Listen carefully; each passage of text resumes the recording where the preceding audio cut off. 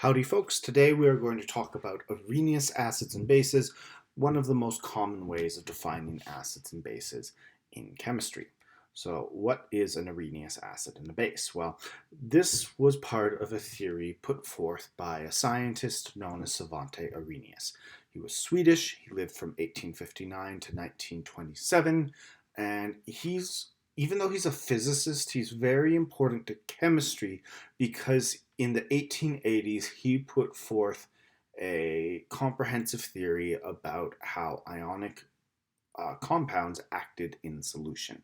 And that goes far beyond what we're going to talk about today, but part of that was providing the first solid definition of what an acid and base really are that was based off of their formulas instead of being based off of their properties.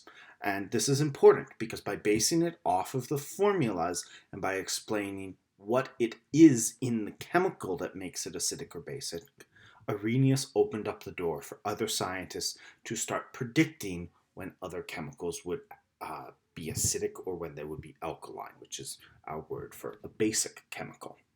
So how did he define acids and bases? An Arrhenius acid is any ionic compound that has hydrogen as its cation. Arrhenius said that these compounds would dissolve in water, they would ionize and dissociate the two ions from each other, and that, of course, would release a hydrogen ion into the aqueous solution. So Arrhenius would describe hydrochloric acid as being hydrogen chloride dissolving in water and ionizing its two ions apart from each other, dissociating them into a hydrogen ion and a chloride ion. And then any other acid would basically be described the same way. Nitric acid would produce hydrogen ions and nitrate ions. Oxalic acid produces hydrogen ions and oxalate ions, and so on and so on. The common denominator is that all of them contain hydrogen ions. Bases were defined in a similar way. Instead of always having the same cation, bases always had the same anion. An Arrhenius base has a hydroxide ion as its anion. Much like the acids, when bases dissolve in water, they ionize, they separate, they release a hydroxide ion. So sodium hydroxide, one of our most commonly used bases, could be described as sodium hydroxide dissolving in water, releasing a sodium ion and a hydroxide ion. These are good definitions. That's made things much clearer for scientists, but over the years, people started to be able to pick holes in them, see places where they didn't quite work or where Arrhenius made some assumptions, and now that we have more knowledge, we know that they work slightly differently than what he described. So we don't usually use Arrhenius's original definitions when we talk about them in chemistry. We use modified Arrhenius definitions, which take in some of those things Arrhenius didn't know about into account. So when we modify our Arrhenius definitions for acids, it largely actually works the exact same. We do know that acids are compounds that have hydrogen as their cation, but the hydrogen doesn't actually dissolve in water. Hydrogen actually can't dissolve in water, although sometimes chemists pretend it does because it is useful. It cuts down on some busy work if we pretend it. But in reality, hydrogen ions don't dissolve in water. They can only react with water.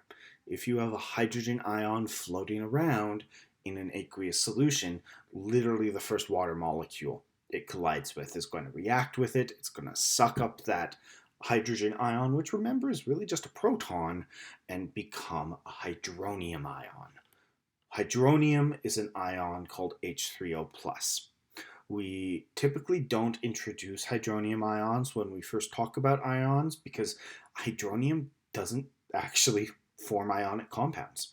It's only ever found in solutions, and specifically this is the ion that makes acids acids, that makes things acidic. So we can still define acids in the way that Arrhenius did. Ionic compounds with hydrogen as the cation.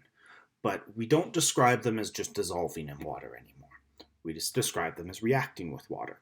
So a solution of hydrochloric acid is formed when hydrogen chloride reacts with water to form a hydronium ion and a chloride ion. Same thing with all the other acids. Modified Arrhenius bases, Arrhenius's definition worked, but it wasn't complete. So we had to add a little bit to Arrhenius's definition when we modified it. He was quite right that ionic compounds that contain hydroxide ions and are water soluble are bases. In fact, we have a special name for them. We call them strong bases. But there were another group of bases, the weak bases as well. And weak bases don't have hydroxide ions in them. Ammonia is a very common weak base. Another one is a baking soda, sodium bicarbonate or sodium hydrogen carbonate. Ammonia's formula is NH3. Baking soda's formula is NaHCO3. Neither of those compounds have hydroxide ions in them. So how can they be bases? Well, it still is hydroxide ions that make the solution basic. But in the cases of these weak bases, what happens is that the base is actually reacting with water as well. So when ammonia reacts with water molecules, it forms NH4+. The ammonium ion. It takes a hydrogen away from the water molecule and turns the water molecule into a hydroxide ion. Even with these modifications, the Arrhenius theory isn't perfect, but it's good.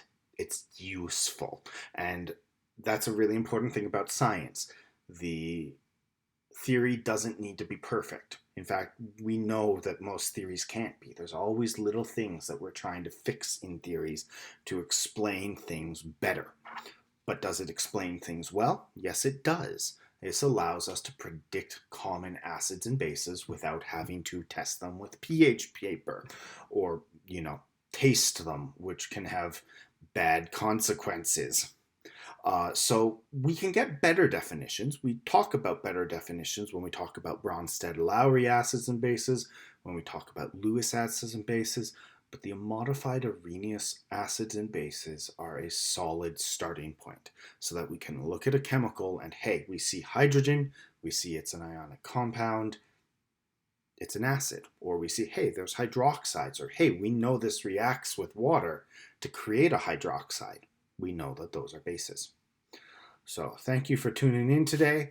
Here are the references I used. It's basically the Alberta textbooks that we use for teaching chemistry. So if you want more information, you can go check those out. And I hope this was helpful. Keep on learning and do all of those things that make YouTube's algorithm happy. Like, comment, and subscribe, and I'll try to be there to answer any questions.